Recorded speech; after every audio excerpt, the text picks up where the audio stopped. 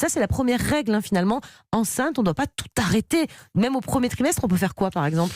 Au premier trimestre, alors souvent en plus au premier trimestre, on a un pic d'énergie dû à une montée hormonale qui fait qu'on va vraiment avoir envie d'être actif et de faire pas mal de sport. Parfois, il y a des gros coups de fatigue aussi au premier trimestre. Ouais, ça peut arriver aussi, mais globalement, les femmes sont assez en forme. On va faire principalement du renforcement musculaire, mais aussi du cardio, mais sans impact. On ne court pas sur un tapis, par exemple, Non, là, parce que la grossesse est fragile, justement. La grossesse est fragile sur les 3 premiers mois, donc surtout pas d'impact. On peut faire du vélo, on peut faire du vélo elliptique, du renforcement musculaire. Jimmy ? Deuxième trimestre, c'est une phase un peu d'épanouissement. En règle générale, les femmes se sentent un peu mieux entre le premier trimestre des nausées et puis le dernier trimestre où ça commence à chauffer. Mais néanmoins, il faut être un peu vigilant. Oui, là, on va commencer à faire pas mal d'exercices assis.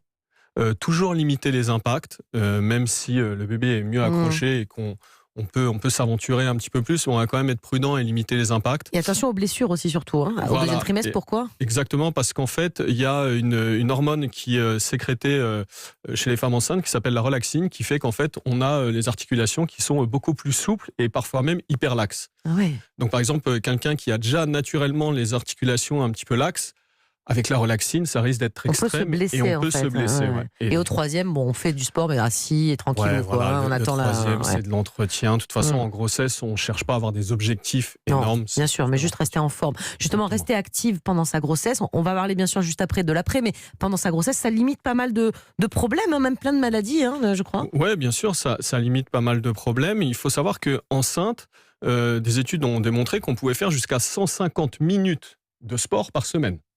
Donc c'est quand même assez énorme. Ça va limiter en effet. Moi j'avais tout arrêté. Moi c'était pas bien du tout. Ça va limiter des maladies et notamment ça peut prévenir le diabète gestationnel, qui peut être un diabète qui peut être assez grave pour la maman et surtout pour l'enfant. Ça peut limiter notamment le fait d'avoir un enfant qui est gros, qui est au-dessus de 4 kilos.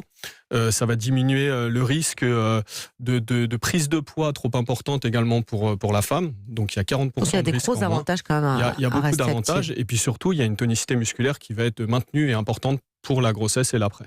Jamie ? Une fois qu'on a accouché, ou que la femme a accouché plutôt, quelles sont les parties du corps qui sont... Bien, vous acceptez le fait que vous faites rien dans l'histoire, mais c'est bien. Exactement, c'est l'accompagnement psychologique et bienveillant uniquement. Mais c'est vrai que vous faites tout le travail. Et une fois qu'on a accouché, quelles sont les zones à renforcer prioritairement, les zones de faiblesse après l'accouchement, c'est lesquelles ?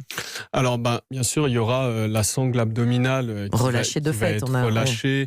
Mais la première zone à travailler, c'est de faire une rééducation du périnée et du plancher pelvien